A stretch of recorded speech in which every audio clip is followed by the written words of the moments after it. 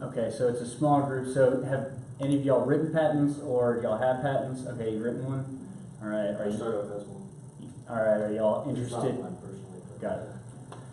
Yeah. And so y'all have seen patents before. I'm guessing in that one you've seen it. And did you work on it, or? No, it was the PhD work research of one of my partners. Got it. So y'all brought it in-house, or was it at a university and y'all licensed it in? Yeah, it was actually through the USDA and Texas A&M jointly, and so we're in the process of getting the exclusive license. Got it. for Nice. it, so. Oh, so you're negotiating with A&M, right?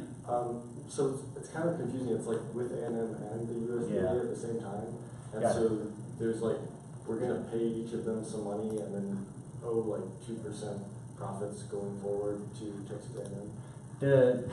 One of the directors at the A&M place is pretty good. He teaches a class over at UT, Oh yeah. and I always forget his name when I need to say it, but he developed this method called Quick Look, but he is also very understanding of the needs of each party on licensing, and so in his course, he talks about working with the university to license the technology, and if they're being tough to work with, different parties you can get involved to help out the process. But they should be pretty good to work with, I think. Okay, cool. Hopefully.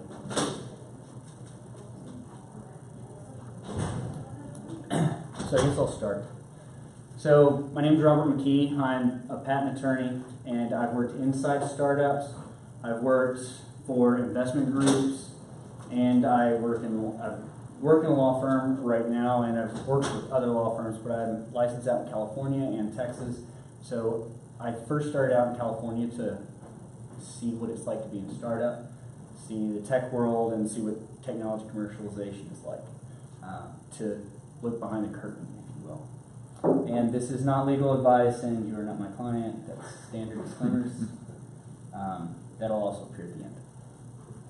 So I'm going to cover patents, how to create one, how to look at them and understand them, which will also help you if you're looking at your competitors to see what they're doing, and when you're writing your patent, what you need to avoid. So if they've got a patent on something, you want to get as close to that, but make sure you're not hitting it directly. I'll cover trademarks and copyrights because those can also be pretty useful. And then what I would do if I was in a startup thinking about IP and didn't have any money, because people don't like talking to attorneys, for one, because it's every minute is a lot of money and you can use that money for something else.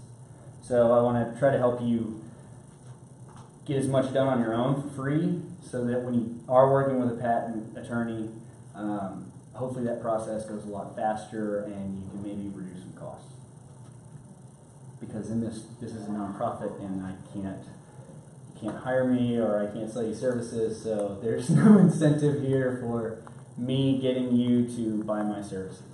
So a patent lets you prevent others from making it, using it, selling it, importing it, if they don't have a license from you. And the term is 20 years from the filing date of the earliest application that it claims benefit from. That's pretty dry and boring and a bad start to a presentation, but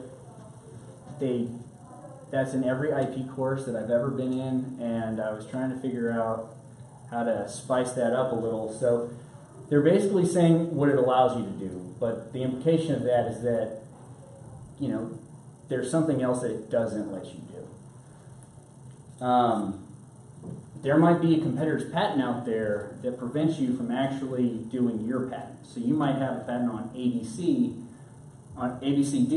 but your competitor has ABC, and so you need to license that from them. So when they're granting the patent, they're not looking at any of this. They're just saying, well, that's the next slide, but they're just looking at a few key aspects. But there's a lot of other hurdles and potholes that you might come into. And if you make a lot of money, you will come into. So it's a good thing if you run into it. But so the competitor's patent, and it might be illegal. So you can get a patent on a lot of things. Like the US government has a patent on treating medical conditions with marijuana. So would they be able to use that in certain states where it's legal, but it's not federally legal? And would they have to arrest themselves? So they can get a patent on that, but they can't get a trademark registered, because in a trademark you need to have it in use, and it's a mark representing the source of a product that's out in commerce, which means interstate commerce, which means they're using or selling marijuana across state lines, and so you can't get a trademark for marijuana, but you can get a patent for it. So that's the only way I can kind of spice that one up. So you've got two terms that show up whenever you talk to a patent attorney. You've got provisional and non-provisional. The provisionals are kind of cheap placeholders, but I encourage you to treat it like a non-provisional when you're writing it, because later on, when the placeholder for a provisional is not examined and it only lasts for a year, but if you go out and talk to people with the protection of that provisional for that year, if you don't file the non-provisional within that year period, you lose the rights to it because you've made the invention available to the public. And while the patent office won't go out, hire an investigator to do the research and see if you were doing that, once you start making money and you're in patent litigation, a law firm will hire people to go out and look for all this and find it and say, you don't have a right to this. So it's just something to watch out for. But if you also write it like a non-provisional, then you're meeting all the standards and specifications. For provisional, you can file almost anything. You know, bar napkins, PowerPoint slides, and that happens a lot when, you know, like a professor is giving a lecture and at the last minute the patent agent finds out and they have to just submit something. So try to avoid that, because once that year's up, most people wait till the day of or maybe a week before and go to a patent attorney and say, hey, I need you to write me a patent. And it might be 40 to 100 pages, and or you're writing it yourself. So you just want to be kind to yourself, your future self, by writing it correctly, because then you have to go back, learn what you were thinking then, and only use that information in the non-provisional. So it takes a lot of time, so it's best just to write it correctly the first time you do it. So the non-provisional is more expensive. A provisional can be anywhere between like $65 to around $300 to file. So IBM's motto is file early and often. You can file a lot of provisionals as you're iterating on an idea, and it'll give you some protection that you can later convert to a non-provisional while you're going out to talk to investors and see if the idea is worth spending the money on a non-provisional. And if it's not, then you can file a different non-provisional and put the money onto that one. So a patent needs to be useful, eligible subject matter, which is the confusing part, and novel and non-obvious. So novel, no one else has done it before. Non-obvious, like I couldn't patent this computer in red, because that's just, you know, I just changed the color of it, so it doesn't matter. It's nothing that's anybody else couldn't do and wouldn't think of doing. But the eligible subject matter is kind of the big issue for a lot of people, especially in computers. You can get a patent on a lot of different things.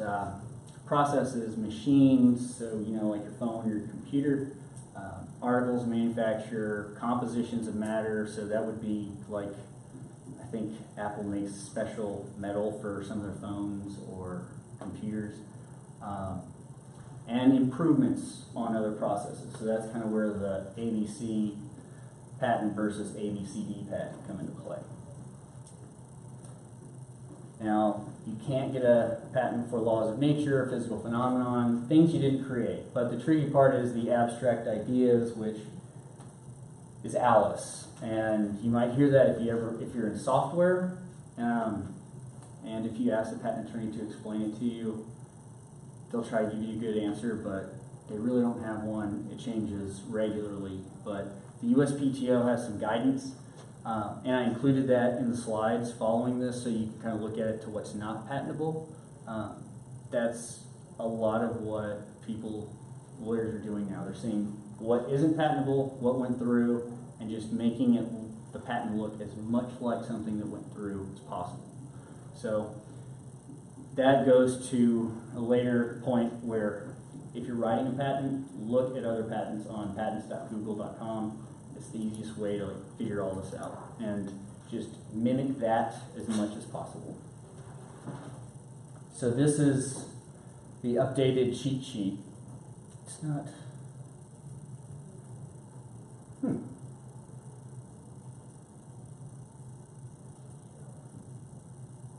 All right, this is delayed. Okay. Let's get back there. That updated cheat sheet.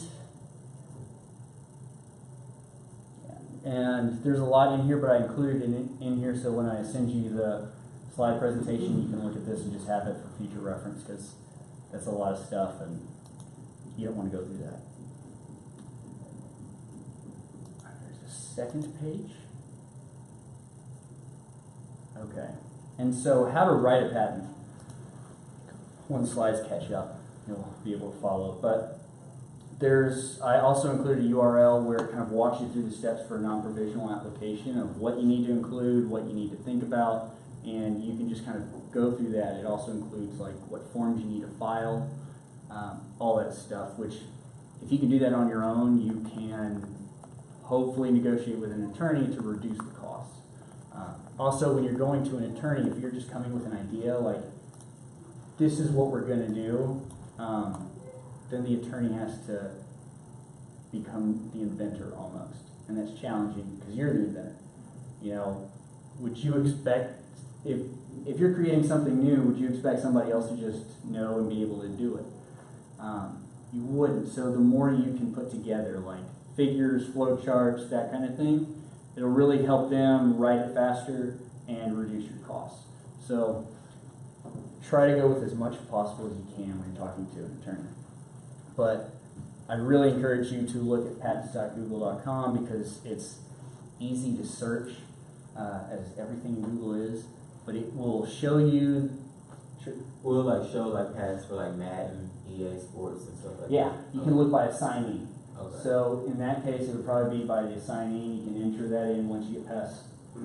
They've got some specific search terms you can enter in first, but once you go after to the listing patents, it'll show on the side like assignee and enter into that, and it'll give you some options for different company names. Because a lot of companies will have patent, if they're big enough, they'll have patents under many different names.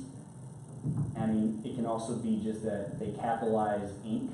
and then in another one they didn't, so it'll show the different ones as different companies. But look at how they wrote the claims, because the claims are the most important thing of the patent. Everything else is just to support the claims. The figures they included, so if you in a computer patent, you're going to see flow diagrams, you're going to see almost the exact same diagram of what a computer is and a network in every single patent application, because patent applications can't be copyrighted, so you can just pull and put into another application as you want. So they're open to the public.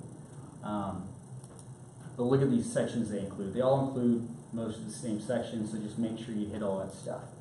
And the language they use, because the language in different sections is important.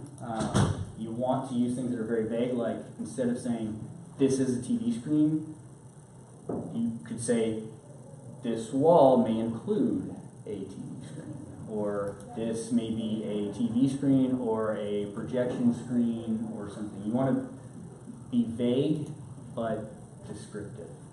So don't say is, because that limits it to that thing. So the specification, you need to include at least one claim in the non-provisional. In the provisional, you don't have to. It only costs a few bucks to file, but you'll hate yourself later on when you're having to rush at the last minute to try to just put it all together from a PowerPoint slide that you did a year ago. And it needs to enable somebody in that field to be able to make it without undue experimentation. The famous example is Thomas Edison did the light bulb. If I'm wrong, forgive me, but the original patent on the light bulb was not descriptive. It didn't enable a normal person to figure it out and make it. Edison had to go through 6,000 iterations of filament before he could find one that really worked. And so he was able to get a patent on that, even though another guy had a light bulb patent, because he didn't really describe it. He just said, something basic like it provides light. But that doesn't describe anything. I could tell you that I've come up with a new way to reduce travel time between here and Tokyo, but depending on the year, if it's 1850, I might just be describing like a steam engine or something like that. But if it's today, I might be describing a rocket or a supersonic jet. So you gotta be kind of descriptive, but vague, all-inclusive may, and it may be a supersonic jet or it may be a rocket. And the claims are the most important part. You get 20 claims for free, 3 independent and 17 dependent. So the independent ones are just by themselves, they don't reference anything else. And the antecedent basis is where you have to introduce an element with a or an, and then you can refer to it with the, or if you're old school, you can use said. It's like variables in programming, so you got to make the variable first and then you can reference it. So the process is you write the claims, you make figures from those claims, then you write the specification, which is, if you've looked at a patent, this just massive document of text that no one wants to read. That's the specification portion. And that really describes in prose the figures and the claims. So this is from patents.google.com, and this is a claim. And they've got 20 claims. This is the independent claim. It's, as you can see, it's darker, but also it doesn't reference any other claim. Up on that first line, it says a method comprising, which is inclusive. Don't use consisting, which is limiting. Then you've got the independent claims, or the dependent claims, which are grayed out, which is nice. So it makes it a little bit easier to read and figure out what connects to what. And so as you can see, there are patterns in this. So you know the method of claim 1 and wherein further. But as you start to read those things, especially if you're focused in one area of technology, you start to see the patterns and you start figuring out, how to write it. And that will really help reduce your costs with an attorney, hopefully, if they're willing to negotiate. And this is the antecedent basis. So they start with a target user, and then in 2 lines down, they say the target user. And I know that sounds really easy, and why would it matter? But when you change this 10 times or more, and if you've ever written a long essay, you miss things, comma, or you spelled something wrong, or you used the wrong there, and then somebody that's really into grammar attacks you.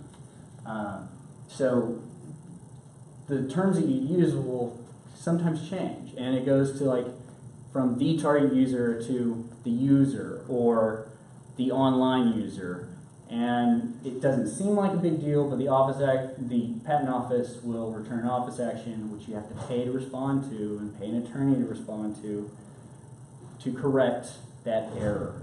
So you want to just reduce costs by just making sure that you use the right terms and you're referring to the right thing. So something that helps is when you circle the first time you use something in one color, and then you circle the other times you use it and in a different color, and refer back to where you used it earlier and gave the antecedent basis. That's just in proofreading, but if you don't do it and you miss something, you'll have to spend money later.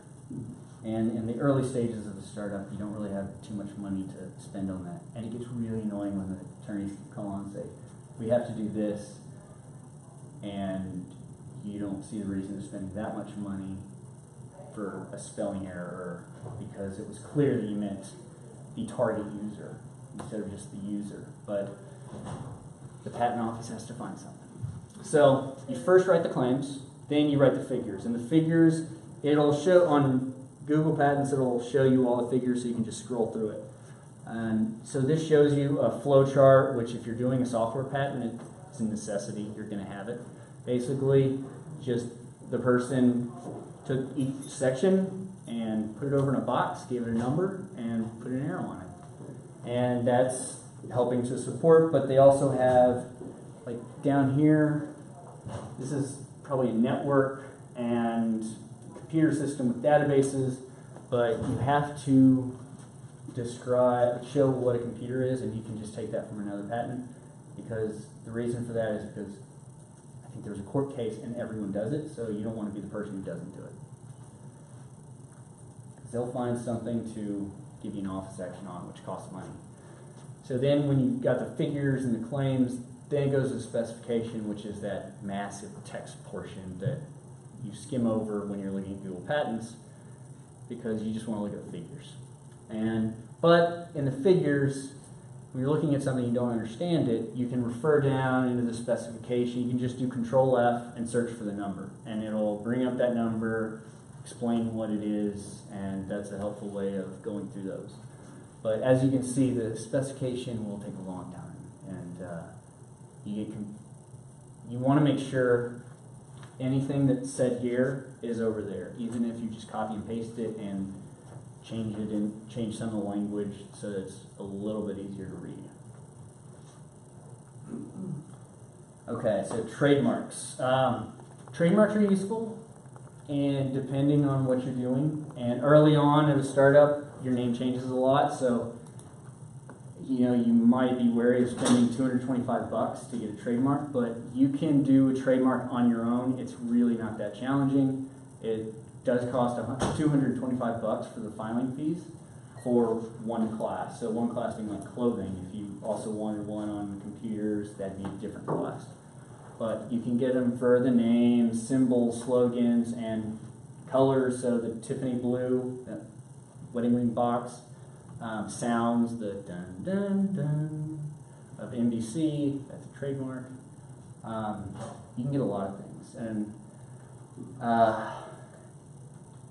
they'll show up in the goodwill. So for each one you have to pay $225 if you have, or you can do one on well, you can do one application, and it's just the classes that it covers. So if you've got Nike, you'd have one for clothing, but then you'd also have one for wearables. If they're getting into wearables, you have to do something for the watches and things like that, or online store if you wanted to do that.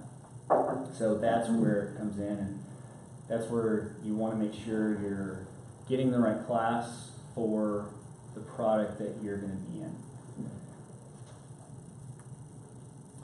So domain names can be trademarked as well.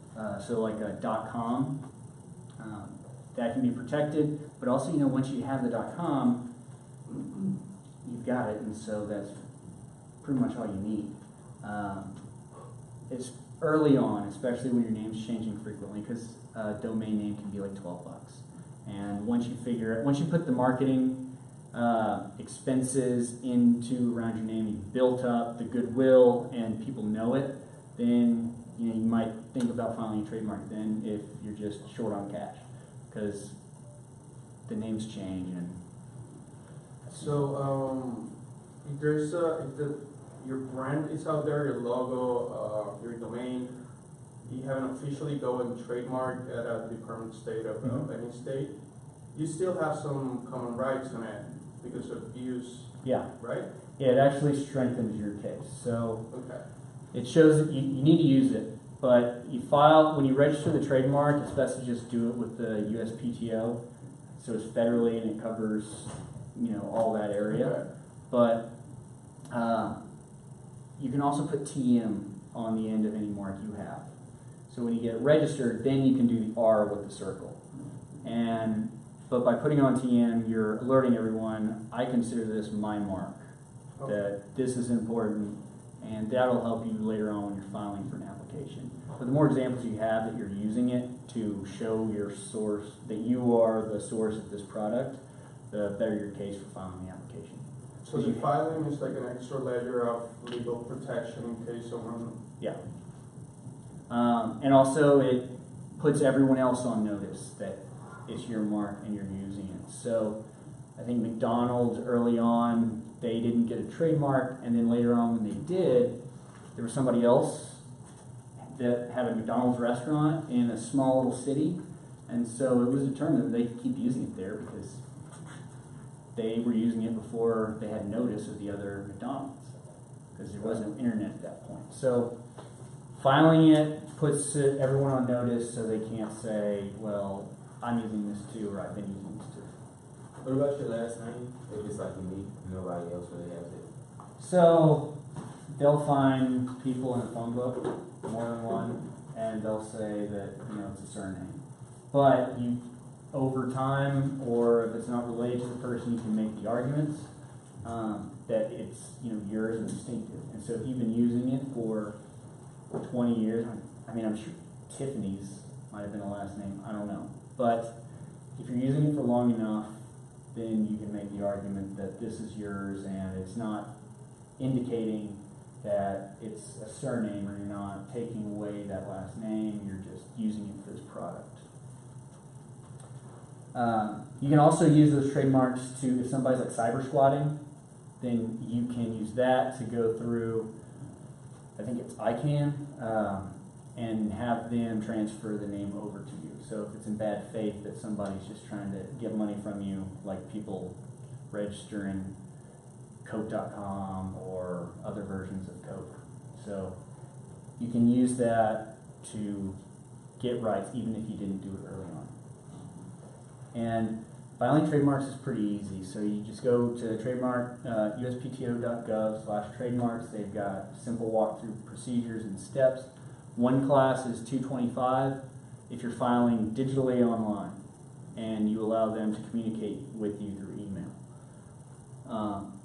But you need to make sure you have good examples that you're using it. So you can file for a placeholder, but then you have to spend more money later within a certain amount of time to show them you're using it.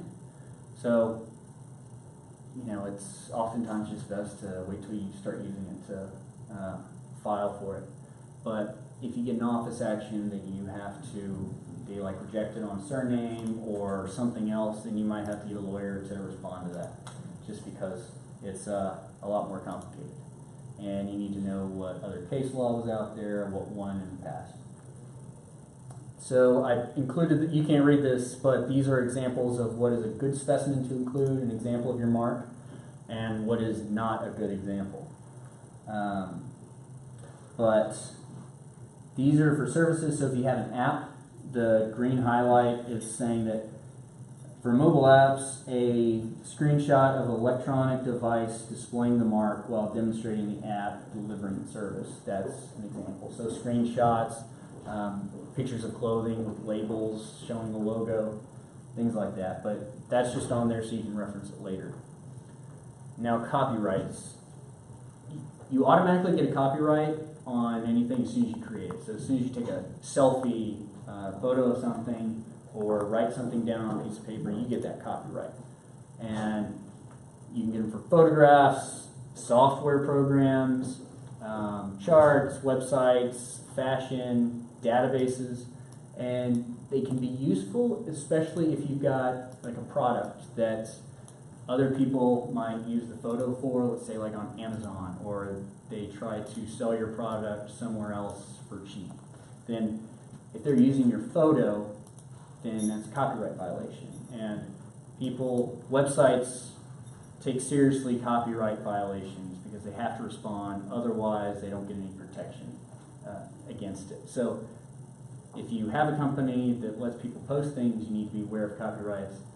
And if you're creating something, images, websites, anything like that, and you think somebody might copy it and rip it off and use it as their own, then you can register copyrights for cheap, in bulk. You can do $55. You can register between 500 and 5,000 photos at a time, but you have to do it within 3 months so that you can get the benefit of statutory damages. So you don't have to prove the damages, what damage it caused you that somebody else is using it. You can just say, yeah, I have a registered copyright, and this person had it on their website, so they need to pay me between 750 to 30,000 per work. So that was what Sony was doing to these kids in their parents' basement downloading music. You know, they were suing them for the songs, and they were getting $1 million judgments on these people because they registered the copyrights. And there was no argument on anything. It's like, was the kid sharing this with other people without permission? Yes, okay. How much money does Sony want? Is that within the range? All right, sounds good. And then you can get it reduced down to like, if you had no clue and it was just, you're acting in good faith and that was really just your bad, then, and people feel sorry for you, they can lower it down to like 200 or 250, but you can get money. But you have to go to court, things like that, so it does cost money. But if somebody's ripping you off, you can show that you've got a registered copyright, submit it through DMCA to the website, and get them to take it off really quickly. Some people say they have to do it within a week, but either way, it's a good example that it's fast. So it can be useful, especially online. And you go to copyright.gov to register them.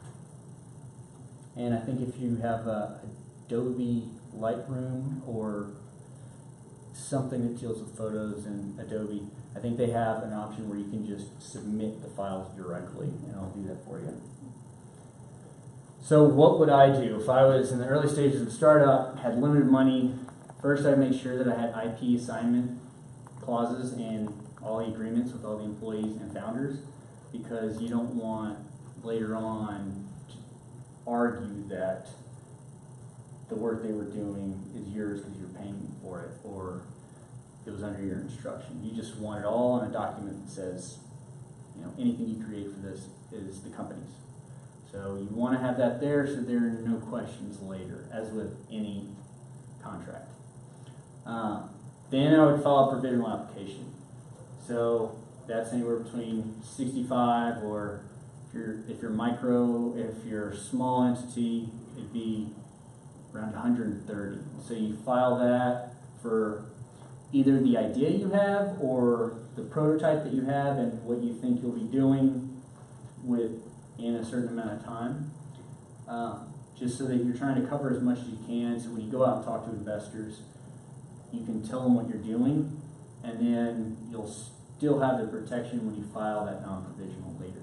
But that 1 year period gives you the time to figure out if the market wants it and just be out $130 if they don't, instead of spending like $750 plus filing a non-provisional application or PCT applications and more money, then finding out people don't want it. When I was at a university program, we were going through a lot of university patents, and we quickly found out that they'd be spending probably $200,000 over the lifetime of the patent to protect it, a technology that no one wanted, that the inventor wasn't even working on anymore, and he thought was obsolete. So it's that $200,000 is gone. But it can be used to boost up a portfolio and say, we've got this massive portfolio, you can buy this for billions of dollars. The guy who sold the chip that puts GPS in cell phones, he sold that company to Qualcomm. They had 50 patents and they sold for over $1 billion. So it's important to have a portfolio that protects around it. So if you just got a patent that covers this, they're going to spend all their time doing something different but close that gets the job done. But if you get a patent on everything over here and all this area over here, they can't even get close to what you're doing. So then they just add up. It might take them like $40,000 per application through a law firm to get it. It'll take time for engineers, so they just multiply the patents and figure out what the base cost would be, an optimistic base cost, and they could make that offer to you. Shop the idea with provisional application. So you'll get the protection as long as you file that non-provisional within that year. And really write that provisional application like a non-provisional, because when that year comes up, you'll be stressed out and you won't remember what you were thinking when you wrote that. And you can't put new material in it because then you get filing the priority date of that new material and they'll fight that in litigation. And don't go to a lawyer with just an idea saying, this is what we're doing. Then they have to become the inventor and you're the inventor. So you wouldn't expect them to just be able to do it on the spot, otherwise it might be obvious. So try to go to them with as much as you can, flowcharts, claims that you put together based on other patents that you've looked at on patents.google.com. Maybe even some lawyers will debate this, if you should look at other competitors' patents, because then you're obligated to notify the patent office about it. But you know, if you don't know what's out there, then you're just going to get an office action back saying, yeah, somebody has invented a potato peeler, so you need to come up with something different.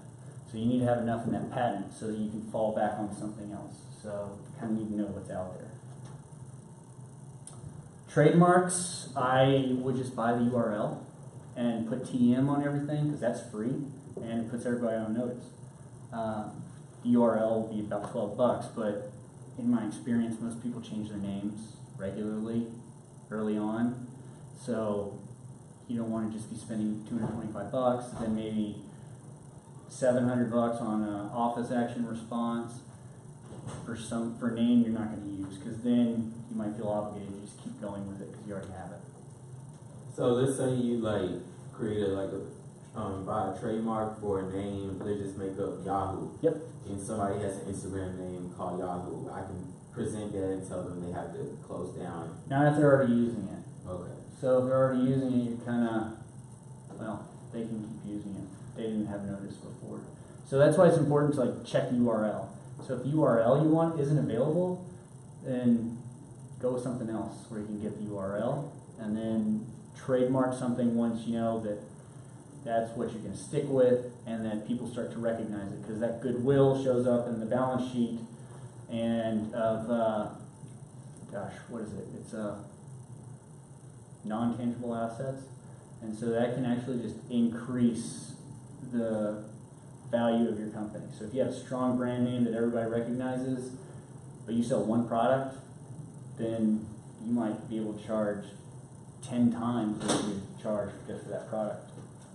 And it's really easy to file too. So just the USPTO can walk you through it. They've got explanations for it, and then just check the specimens chart.